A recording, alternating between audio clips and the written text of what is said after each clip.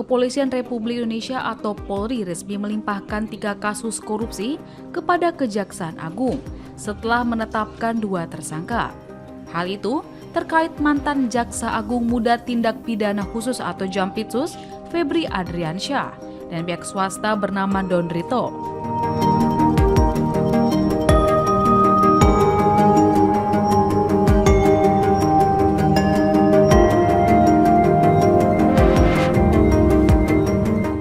Pelimpahan 3 kasus korupsi dari Korps Pemberantasan Tindak Pidana Korupsi atau Kortas Tipikor Polri itu pun telah dikonfirmasi oleh PLT Jampitsus Rudi Margono.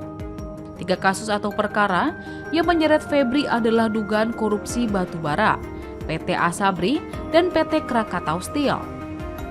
Kasus dugaan korupsi batubara menjadi salah satu perkara dengan nilai kerugian terbesar.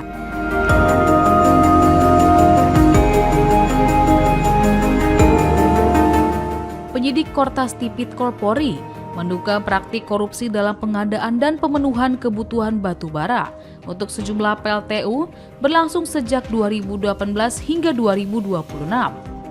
Perkara tersebut diduga melibatkan penyimpangan dalam proses pengadaan maupun distribusi batubara, sehingga mengganggu pasokan bahan bakar bagi sejumlah pembangkit listrik di berbagai daerah.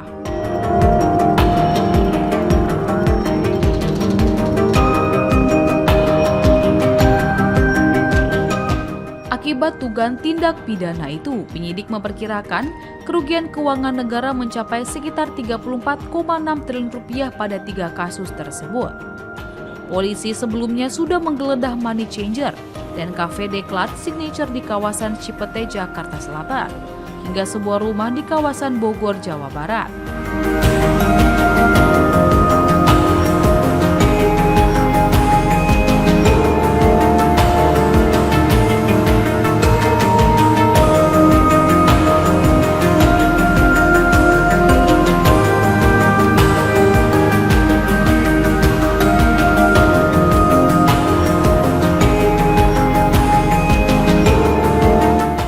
Perkara itu merupakan hasil joint investigation antara Kortas Tipikor Polri dan Ditreskrimsus Polda Metro Jaya.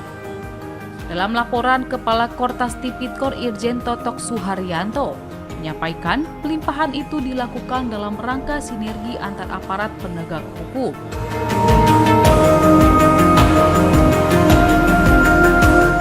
Totok mengatakan, selama proses penanganan oleh Polri, Kortas Tipikor telah melakukan pemeriksaan terhadap 15 saksi dan 2 ahli.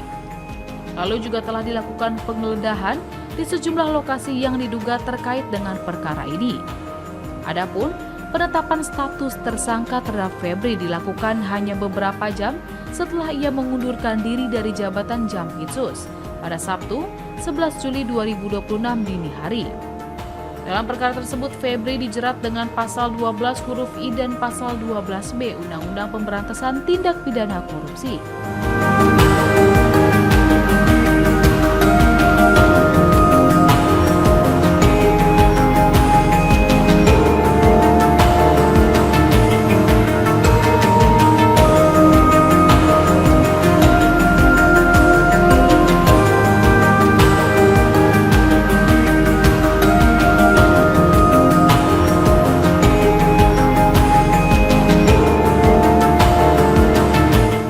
Selain itu, penyidik juga menerapkan pasal 3 dan pasal 4 Undang-Undang Tindak Pidana Pencucian Uang atau TPPU. Kini, aparat penegak hukum sedang mendalami aliran dana, mengumpulkan barang bukti, serta menelusuri kemungkinan adanya pihak lain yang turut terlibat dalam rangkaian 3 perkara tersebut.